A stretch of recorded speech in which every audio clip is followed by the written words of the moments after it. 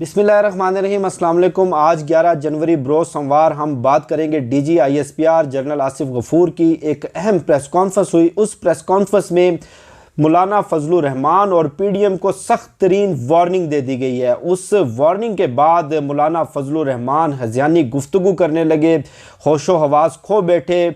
आज की इस प्रेस कॉन्फ्रेंस में जहां फ़ौज और हुकूमत के सिविल मिलिट्री ताल्लुकात पर बात की गई, वहीं फ़ौज मुखालिफ अनासर के जहरीले प्रोपिगंडे और भारत की पाकिस्तान में दहशतगर्दी पर भी बात की गई। एक सहाफ़ी ने सवाल किया कि मौलाना फजलुर रहमान पिंडी की तरफ मार्च करेंगे और उन्होंने ऐलान कर रखा है कि अगर उनके मुतालबात मंजूर ना हुए तो वो GHQ के बाहर धरना देंगे। तो जनरल आसिफ गफूर का कहना था कि मौलाना फजलुर रहमान ज़रूर पिंडी आएँ, हम उनकी खातिर तवाज़ा चाय से करेंगे। अब चाय का लफ्ज़ बड़ा इंटरेस्टिंग है। आपको याद होगा कि भारत का पायलट पाकिस्तान पर हमला करने के लिए आया था अभिनंदन, उसकी भी चाय के साथ खातिर तवाज़ा की गई थी। लेकिन चाय की खातिर तवाज़ा से पहले कुछ खसूसी खातिर तवाज़ा की गई थी।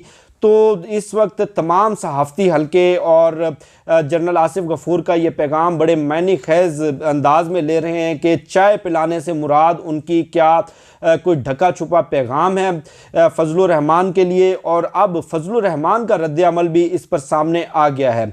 एक तो आज इनका मालाकंड के अंदर अहम जलसा था, उस जलसे में मरीम नवाज़ ने शिरकत नहीं की। मरीम नवाज़ ने वाज़े इनकार कर दिया। सुबह से लेकर शाम हो चुकी है, 300-350 से ज़ायद अफराद का मजमा इकट्ठा नहीं कर सके। वहाँ पर पंडाल में सिर्फ इनके या तो कारकुन नज़र आ रहे हैं या फिर इनकी अहम लीडरशिप नज़र आ रही है। मौलाना फजलुर रहमान से सवाल किया गया जनरल आसिफ गफूर के इस पैगाम पर, तो मौलाना फजलुर रहमान बजाय जवाब देने के या बजाय इस पैगाम को समझने के हज़ियानी गुफ्तगू करने लगे, अपने होशो हवास गंवा बैठे। उनका ये कहना है कि ये समझते हैं कि हम इनकी चाय से डर जाएंगे, हम इनकी किसी धमकी में नहीं आएंगे। यानी कि तीर बिल्कुल ठीक निशाने पर जाकर लगा है। जो पैगाम देना चाहते थे, जो पैगाम देना चाहिए था, वो पैगाम फजलुर रहमान के पास पहुंच चुका है। फजलुर रहमान उस पैगाम को समझ चुका है। अब बहुत सारे सहाफ़ती हल्के और लफाफा ब्रिगेड ये एतराज़ करते थे कि इमरान खान और इमरान खान की काबीना फ़ौज का दिफा क्यों करती है, इनका फ़ौज से क्या लेना देना। फ़ौज का अपना एक इदारा ISPR मौजूद है और ये शाह से ज़्यादा शाह के वफ़ादार बनने के चक्कर में फ़ौज का दिफा करते हैं। इस सवाल का जवाब भी आज वाज़े कर दिया जनरल आसिफ गफूर ने और ये बता दिया कि फ़ौज का दिफा हुकूमत क्यों करती है।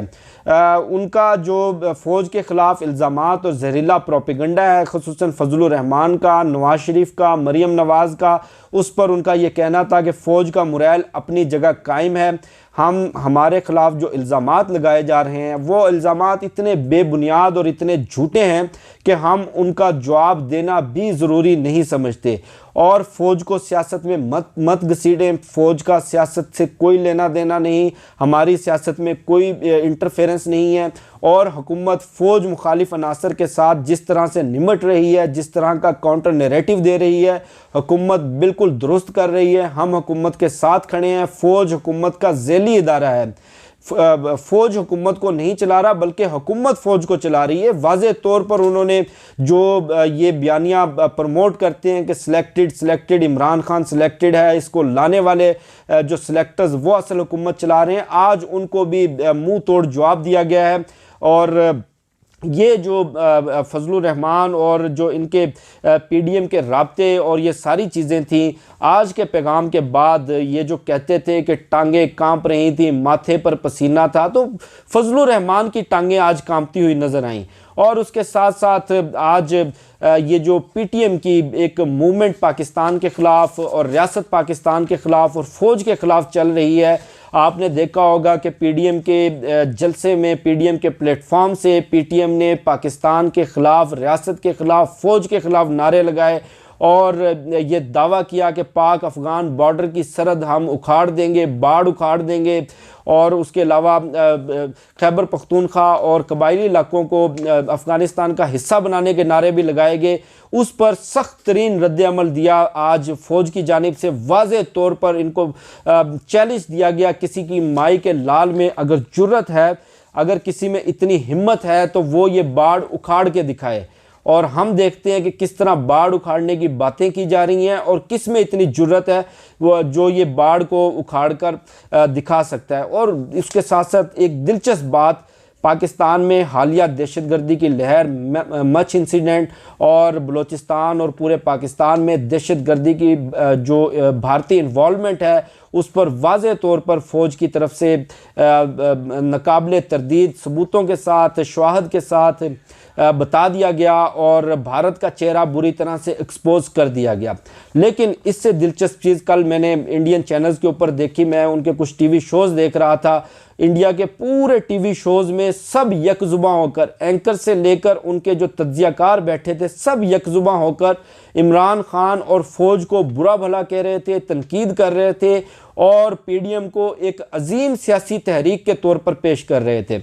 अब पीडीएम की जो अजीम सियासी तहरीक है वो आपने देख ली, इनकी तहरीक का असल agenda anti Pakistan, anti army और पाकिस्तान को बदनाम करना है। लेकिन आज की इस प्रेस कॉन्फ्रेंस के बाद जहां भारतीय दहशतगर्दी के नाकाबिले तरदीद शवाहद दिए गए, मरियम नवाज़ और उसका भगोड़ा बाप नवाज शरीफ जो इस वक्त इश्तिहारी हो चुका है, लंदन में बैठकर वो हर दहशतगर्दी पे ट्वीट करता है कि ये इमरान खान को सिलेक्ट करने की जो गलती की है सिलेक्टर्स ने, ये उसकी वजह से दहशतगर्दी हो रही है, ये कत्लो गारत फ़ौज की वजह से हो रही है। लेकिन आज जब भारत के दहशतगर्दी के सबूत दुनिया के सामने रखे गए तो ना तो मरियम नवाज़ की कोई ट्वीट आई, ना नवाज शरीफ की कोई ट्वीट आई, ना फजलुर रहमान का कोई बयान आया, ना बिलावल भुट्टो का कोई बयान आया। यानी कि इनका एजेंडा सिर्फ पाकिस्तान को बदनाम करना, इनका एजेंडा फ़ौज को बदनाम करना,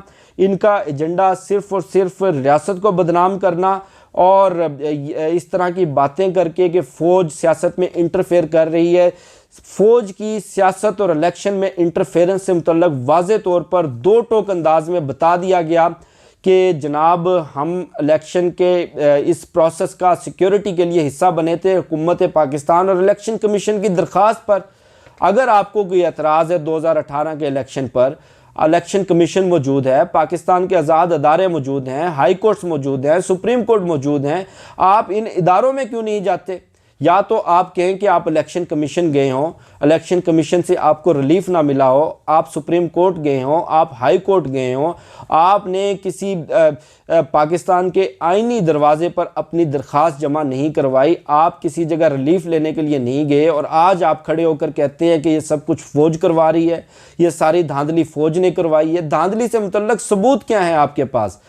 यानी कि कोई जवाब नहीं था इनके पास, जवाब कोई होगा भी नहीं और इनका बयानिया अपनी मौत आप मर चुका है क्योंकि इनका बयानिया सिर्फ़ और सिर्फ अपनी चोरी बचाओ और करप्शन बचाओ मुहिम था। मुझे शफकत अली को दीजिए इजाज़त, इंशाल्लाह अपनी नेक्स्ट वीडियो में मुलाकात होगी। पाकिस्तान जिंदाबाद।